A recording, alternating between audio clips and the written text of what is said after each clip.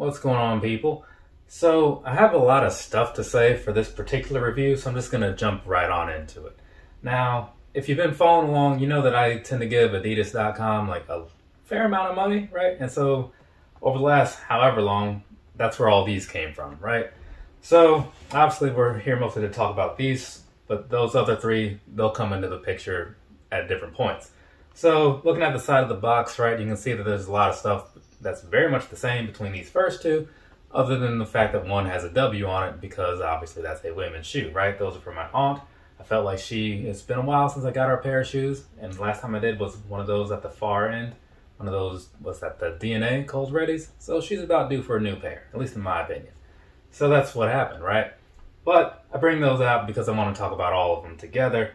So let's go ahead and just get on into this.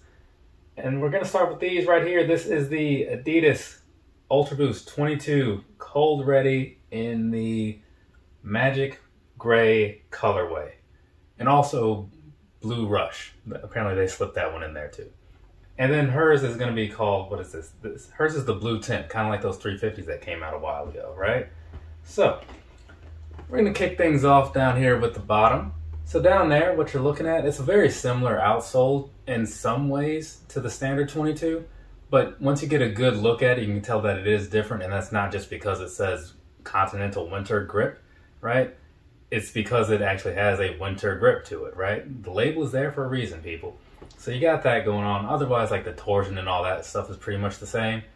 Now, on the standard 22, there were some differences versus the 21. It was something you couldn't really see, but suppose it was like in the way it was designed. So that should likely still be on here. I just can't say for one if it is or isn't. But it doesn't much matter. This is going to be down here just to kind of give you that extra traction for the wintry times, right? It's kind of what the shoe's made for. So you should at least be good for what it was designed to do. Now, moving on up to the midsole, right? So you have that same sort of look that you're probably used to by now. So super chunky, right? And I do like that. You switch around to the back end, you know, you can kind of see this huge amount of boost and all that. And one thing that I want to point out, because I don't always do it, but this, it looks like your foot is going to be sitting pretty high, but it's actually not, because when you saw like that back end shot, you can see that it kind of dips down in the middle, right? So when you're wearing these, like the boost that you see on the outside is actually a little bit higher than your actual foot is going to be. So it's just kind of one of those things. It's like a little bit of an illusion. So anyways, let's get you guys a good shot overall at the upper of the shoe and all that good stuff so you can kind of see what all is going into it. And then after all that goes around, then we'll dip down into here, give you some details, and kind of just do the whole review thing, right? That's how these things work. Though sometimes I wonder if people really understand that, because I feel like I think this is just a 12-minute video of me just sitting here looking at a pair of shoes and saying nothing, because the questions I get sometimes, it's weird. It really is. Anyways, so details, right? Like I was talking about, we're going to start down here around the toe box. So around the toe box, you have pretty much the standard thing that you've had on mostly any other wintry type shoe from Ultraboost, from Adidas. And so that's going to have this little plastic overlay and all that good stuff. Kind of helps keep you protected from the elements. And this one, it happens to say Cold.Rdy on there and all that good stuff. So that's cool, right? And then moving on to the actual upper of the toe box here.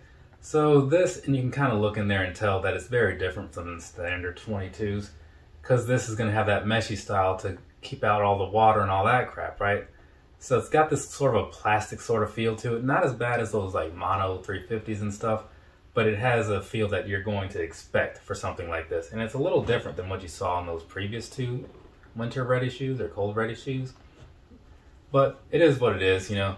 It doesn't really hurt the shoe in any way, to me, but I'll get into that stuff more so with like the comfort, I guess.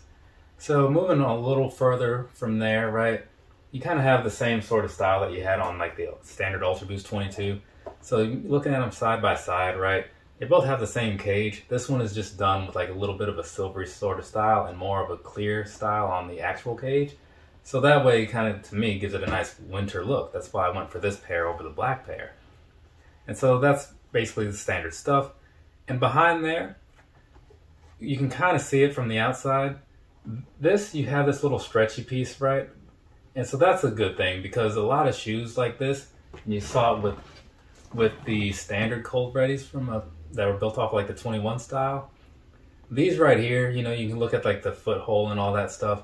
There's no real area for them to stretch out. So these, that's definitely an advantage, because especially if you have like wider feet and all that stuff, because that just came up in a conversation last night during a live thing.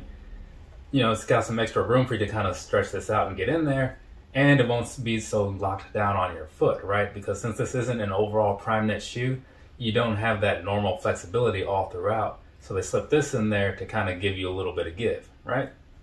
So anyways, moving down here, right? So in the lower area where you have what would be like the heel area and stuff. So it does have a very nice sort of nylon type of feel on the outside, very silky smooth, and I do like that. And the whole thing about that is similar to those nylon 12s, neoprene 12s or whatever from a few years ago. I would imagine that the water, if it hits these, should just kind of run right off. Whereas on these, on a standard 22, it's just going to get soaked up and just be terrible. So there's that, right? And then down there under that for the actual heel cup, you have the same stuff that you had on the other 22. Just looks a little bit different because, you know, they switch colors. Otherwise it'd be cheap and lazy. And then coming around here all the way to the back one more time, you have this here black tab thing at the top.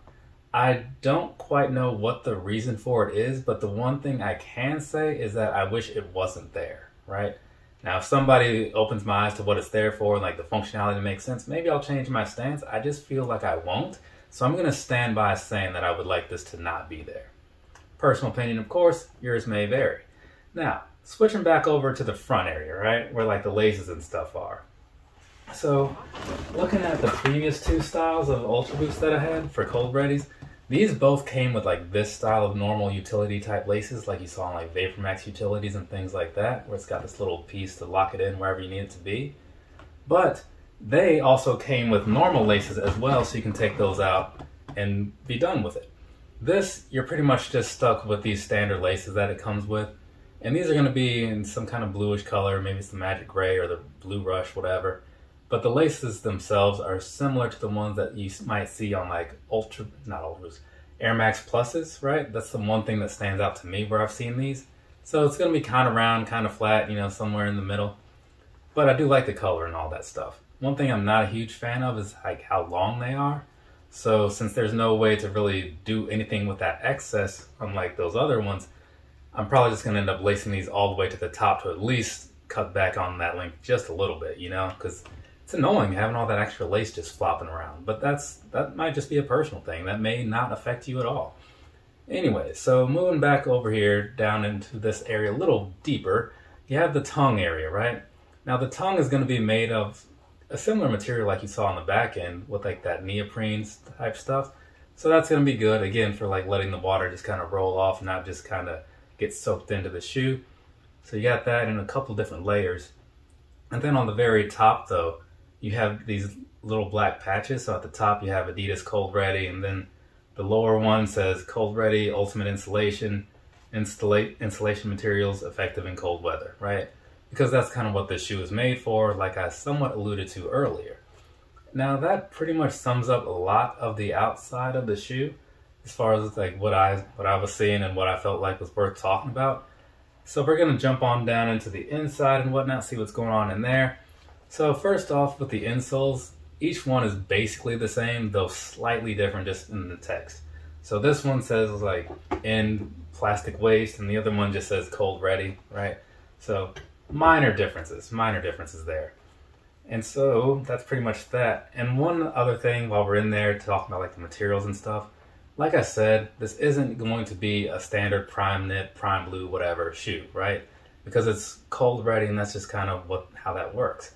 But down here on the inside, I hold this shoe up like you can see into this from there. Down there on the inside, you do have like sort of a meshy feel to go with like the material that you see on the outside. And that's going to be the stuff that gives you all that extra insulation. Now on the back end though, it does feel very much like it did previously.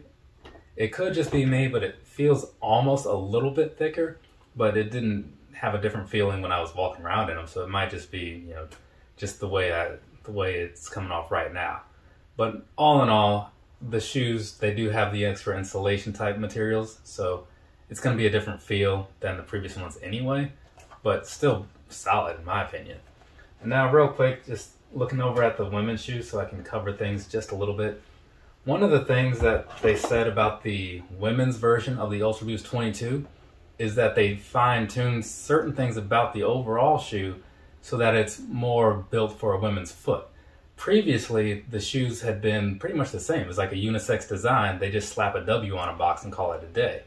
But now, these should be, like a standard Ultraboost 22 women's, should be built more so for a women's foot than a man's foot. The thing that I question, though, is where those changes were, because if they were in the upper, like in what the prime knit is, like all the differences I talked about in the previous video with the 21 versus 22, if they were in the upper, all that stuff is out the window, because these here, it's not that same upper, right? If it's down here in the midsole, you'll still get some of that, but then given that you have a different outsole to an extent, you're going to lose some of that. So overall, supposedly the 22s are more for women's feet, right? Which is cool. I'm just not sure if the Cold.Rdy 22s are going to follow suit with that. But I'm leaning towards no, just because there's so many differences in the Cold.Rdy, just by the nature of design, you know? But like I was saying, this pair here, this is the Blue Tint colorway, right? So you can see it's very similar to mine, just darker in some areas, you know, lighter in some areas, depending on how you want to look at it, you know? So it still looks nice, in my opinion. I think she'll be into them. But yeah, so that's pretty much that. And I don't think there was anything else to really cover as far as like the differences between the standard 22 and another 22. I mean, I'll have slipped some pictures in there so you kind of see, but along the way I talked about everything, and really the biggest difference is just the upper, because you have prime knit, well, prime blue versus this plasticky mesh type of thing, right? And also, I didn't mention it because I forgot, but there may be some 3M bits on here. There often are. I just forgot to look into it before the video. And one thing on that note that I'll say is, like, those ones at the far end, these right here, the Cold.Rdy DNAs, these get a huge boost in like cool points, because down here around here, they have this fancy little glowing thing if you go outside and stuff. So I do like that. But overall, I mean, I kind of like liked this pair a little more just for design, you know? But whatever, I just wanted to pull these out. And this is not so plasticky. It still is a mesh though. And in case you're wondering, the Cold.Rdy kind of feels like those, right? But I've done full reviews on all three of those at the far end. So if you want more details, watch the reviews. Now, I've covered everything, I'm pretty sure, so I'm going to hit you with some personal thoughts, then some sizing. Now, I think that these came off pretty good. I like what they did with them, especially that little elastic section I was talking about, because that really helps with shoes like this. The look of them, you know, the color-wise, like, I think it goes well for, like, the time of year that these are intended to be worn and all that good stuff. Though normally I'm not a huge white shoe fan, but again, for the sake of what it's used for, that's why I went with them, you know? Kind of put my normal personal biases to the side. And I gotta say, like, getting them in hand, looking at them up close and stuff, I like what they did. I like the little minor things that they have going on here, minus the section about the laces where I said they don't come with, like, the normal ones that they have on utility things, because I would prefer that over these, just because it's easier to deal with, you know? But past that, the price is a thing that I'm not a fan of. These are $210 by default, right? So that was a lot of money, because there were no sales on these this time around, right? So that was not great. So even though I'm pretty cool with these and I would suggest them, I would not at all suggest them at the current price. Like, hopefully they come down in price before like spring and stuff rolls around, you know, before they stop being useful. But we'll just have to see what happens. Unless you just have money to throw around and you don't mind spending the big money, do it. But if you want to be like a responsible adult or whatever, don't do it. So I think that kind of sums up a lot of how I feel about these things. They are pretty nice though. Hopefully they also make some other colors soon, because they only have two, and like outside of like, you know, what they're made for, like neither one was super amazing to me, to be completely honest. But anyways, that's about enough of that, I think. So that whole sizing thing I talked about, yeah, we're gonna finally get to that. I buy my Ultraboost in a 9.5 because my foot is a 9.5, and that usually just works out fine, right? So far, it's worked out fine every time, actually. Now, I bought that in these, and it worked out exactly how I expected it to, because these feel similar to the Ultraboost 22, the standard Ultraboost 22. The difference obviously being in the upper, right? So whereas those previous 22s, the standards, those kind of hug your foot just a little bit more because the prime knit has been made for that. It's a running tuned shoe, right? So all that, the things that give it the extra comfort that I was ranting and raving about in the previous review, also goes out the window with these, because this is that meshy sort of loose feel, right? It's what you should expect from a utility type of shoe, sure. It's just, it's not better, right? You know, to be completely honest, it's just not better. The extra money just goes into the fact that it's water resistant and all that crap. Now, it's still comfortable to walk around in, right? I'm not going to take that away from it. And it does give you a little bit of insulation. I could feel it even just in this apartment, right? Walking through here, felt the difference. So there is that. And then moving on to the midsole itself, the midsole feels exactly the same, right? I didn't take this out on any different terrain because I haven't been outdoors in a little while. So I don't know, and there's no snow or anything around here to even test these out in. So I can't speak on the outsole. I'm sure it'll be fine, but the midsole still gives you the same comfort you'd expect of an Ultraboost, and that is kind of really what matters, right? I think everybody is going to accept that the upper is just not going to be where it could be. But all in all, like if you're going to be out and you need something with some all-day comfort, I'm never going to say anything bad about an Ultraboost except for that 6.0 DNA, but that's another story.